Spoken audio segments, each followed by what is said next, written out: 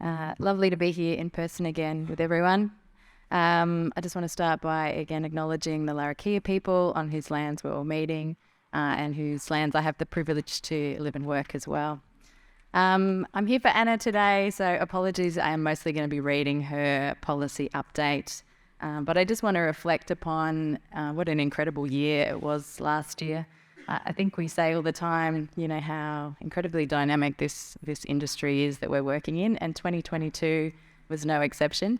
And it looks like 2023 is going to be much the same. Last year we saw that incredible roller coaster ride of the carbon credit prices, which really just reflected, what was happening in the policy space with the change of government, the integrity review, and a raft of other things. So it's going to be another big year. So moving through Anna's piece with her 2022 policy wrap. Last year, ICIN launched its Indigenous Carbon Projects Guide and also a detailed report called Mapping the Opportunities for Indigenous Carbon in Australia under the ERF. And they're both amazing resources, and look for them on the ICIN website if you haven't already. The Indigenous Land and Sea Corporation last year was working on its Land and Sea Strategic Review. And so ICIN was heavily involved, particularly in informing their discussion paper on carbon. Then, of course, we had the Australian government's Australian Carbon Credits Integrity Review, the CHUB review, which we've just heard more about from the government then. That was probably the single biggest piece of policy that was occurring in 22, which influenced what was happening for the Savanna fire management industry. And then ICIN was also engaged by the regulator to support Indigenous projects in that co-design process in developing the new Savanna fire management method, which was due to come out in 2023. And we've just heard some updates again from the government around what the implications of the CHUB review will have towards that.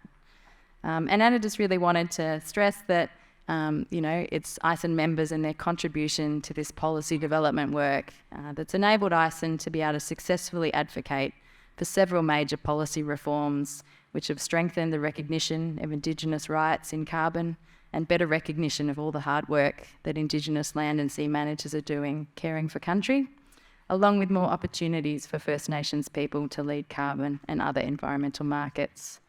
And that this is really impactful work and it's making a real difference. And so she thanks the generosity of members and other partners and stakeholders for their contributions and leadership, and that she's proud to see that ICIN members are now positioned to directly inform government reforms that are underway. And as a side bit to that, and many of you may not be as aware, but ICIN has a policy working group. And it's open for any ICIN members to be able to be a part of that. And so I certainly encourage you, if you want to stay abreast of what's happening, even if you're new to the policy or the method space, please contact Anna. It's a really wonderful small group of organisations that are there to support each other and share and really advocate for the rights of the industry. And ICIN also sends out regular policy updates to members, and I think also probably to the non-members or the associate corporate members as well. And so I've just got a few little details of some of those major things that happened last year from Anna. One that we heard about just then, which was the Nature Repair Biodiversity Market Bill, which is out at the moment for consultation. We just heard this morning that submissions have now been extended through to the 3rd of March. So encourage anyone who hasn't already to contact Anna if you need support thinking about a submission and the opportunities that might provide for your organisations as we move into that biodiversity market space. ICIN was very heavily involved in the CHUB review and has made a public statement, I guess, ICIN response to the review findings. And there's just a piece from Anna here saying that ICIN welcomed the review panel's recommendations handed down on the 9th of January, which have been accepted in full by the Minister.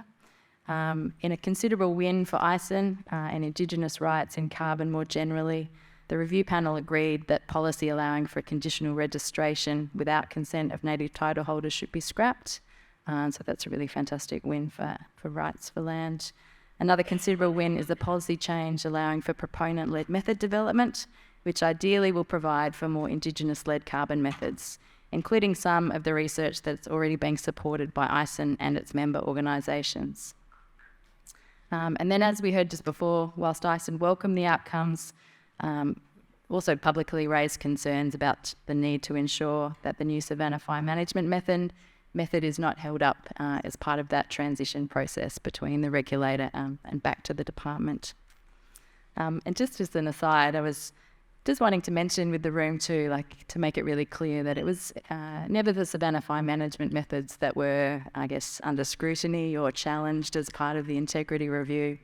And many of the submissions actually just pointed to how incredible these methods actually are. And they're actually a fantastic example of the types of recommendations that were in the Chubb review. So if you look at the Savanna fire management methods, you know, you can hear yesterday the environmental and cultural aspirations that led to its development and lead to its application on country. We've got decades of scientific research in academic literature that actually underpins all of the data, and long-term research collaborators that worked in that process of co-design, which again, that buzzword that we all talk about, but that was what was happening with the Savanna fire management methods. It's a really simple application with a focus on carbon accounting. And the actual active application of fire management, we heard yesterday, what an incredible amount of work that goes into Northern Australia fire management. You know, this isn't planting trees, letting them grow. This is every year people are on country doing an incredible work for their country. And then yesterday we also saw those incredible tools that are publicly available. So the eligible activity for our method, which is fire management, anyone can jump on NAFI and you can see that work. It's really clear what's happening. And even in terms of the abatement results, we've got this amazing tool called SavBat. It's really simple to use, and anyone in the general public can also hop on SavBat and you can have a look at what the actual abatement estimates would be for project areas. So it's a really clear and transparent method, and I think probably not enough has been made in the wake of the Chubb review about identifying what a really high integrity method actually looks like. Anyway, back to Anna's notes. The other big one that's coming out at the moment is the safeguard mechanism policy changes. We haven't heard as much today about that, but that's, I guess, the latest. The safeguard mechanism is a cap on pollution for Australia's biggest greenhouse gas emitters. And so this latest legislation will actually start to see their baselines coming down and having targets as we head towards 2030. And it also potentially allows for creation of safeguard mechanism credits where facilities are able to pollute below their baselines. And so it's not quite sure yet what the impacts on the demand and supply of ACCUs on the Indigenous carbon market might be as a result of the safeguard mechanism. But some members reported that sales have slowed while this legislation reform is underway. And then just another couple quick updates. One is that there's also a blue carbon method around feral animals in development. And ICIN has a feral livestock working group and about to begin some research projects in partnership with many of ICIN's members, land councils, NAILSMA, CDU, University of Queensland, to develop consent guidelines for blue carbon and to look at the opportunity as it exists for people currently. And then finally, Anna just also wanted to flag that if you're not sick of all coming together, and who is, because it's wonderful to be here in person, there's also the National Indigenous Carbon Forum, which is going to be held in Queensland, in the Gold Coast, I think, and the dates have actually just been changed. So that's now going to be on the week of the 16th to the 18th of May this year. And Amy, who's come on for ICIN, Amy's over there, she's going to be coordinating that event as well. So thank you on behalf of Anna for being here, and that's the policy update for 2022, and we look forward to, again, another really active space for policy this year as well. Thank you.